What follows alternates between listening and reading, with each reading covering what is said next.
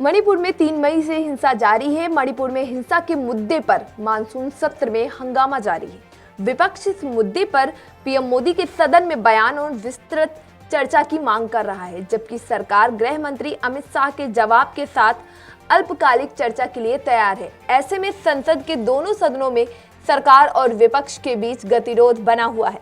बता दें कि संसद के मानसून सत्र का आज 5वां दिन है। मणिपुर मुद्दे पर कांग्रेस ने सरकार के खिलाफ अविश्वास प्रस्ताव का नोटिस दिया है। इसके अलावा बीआरएस पार्टी द्वारा भी मणिपुर मुद्दे पर अलग से अविश्वास प्रस्ताव का नोटिस दिया गया है। कांग्रेस का कहना है कि सरकार के ऊपर से लोगों का भरोसा टूट रहा है। हम चाहते हैं कि पीएम मोदी मणिपुर पर बोले, लेकिन वे बात नहीं सुनते। ऐसे में हमने अविश्वास प्रस्ताव लाने का फैसला किया है।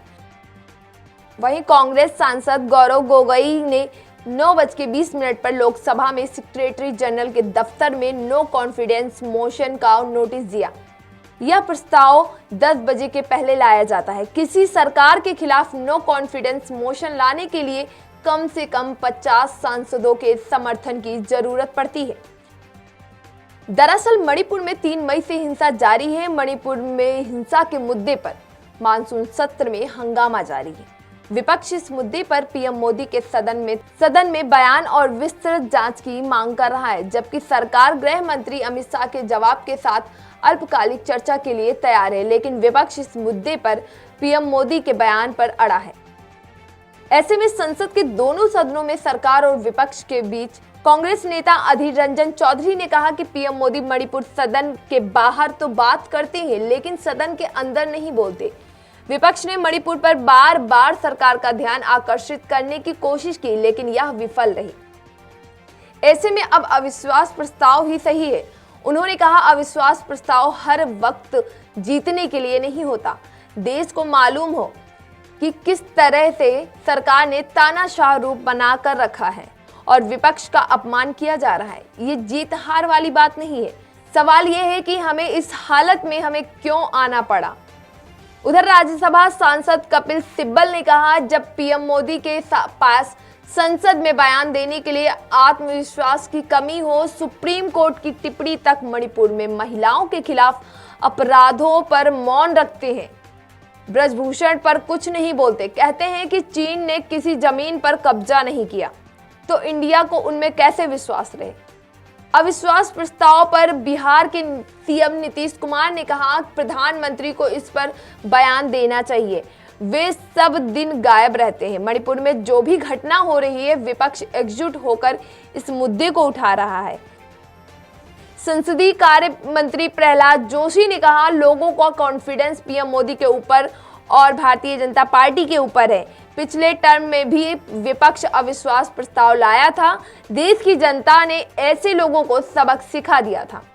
वहीं मोदी सरकार बहुमत में है। ऐसे में ये साफ है कि विपक्ष का अविश्वास प्रस्ताव गिर जाएगा। सवाल यह उठता है कि पूर्ण बहुमत की मोदी सरकार होने के बावजूद विपक्ष यह अविश्वास प्रस्ताव क्यों ला रहा है?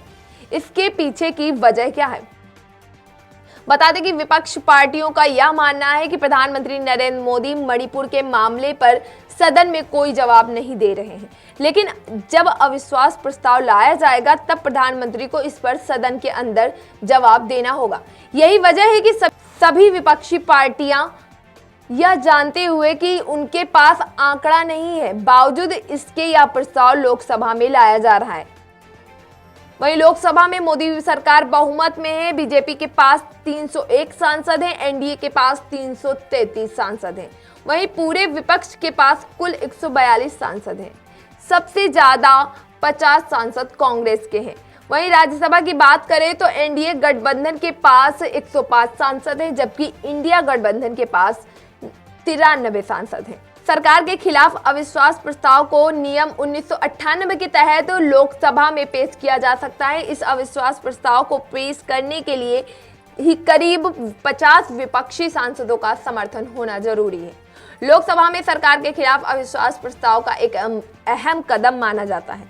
अगर संसद में अविश्वास प्रस्ताव लाया जाए और सदन के 51% सांसद अविश्वास प्रस्ताव के पक्ष में मतदान करते हैं तो यह पारित हो जाता है और माना जाता है कि सरकार ने बहुमत खो दिया है और उसे पद से इस्तीफा देना होगा। सरकार को या तो विश्वास मत लाकर सदन में अपना बहुमत साबित करना होता है या विपक्ष अविश्वास प्रस्ताव लाने के बाद सरकार से बहुमत साबित करने के लिए कह सकती है।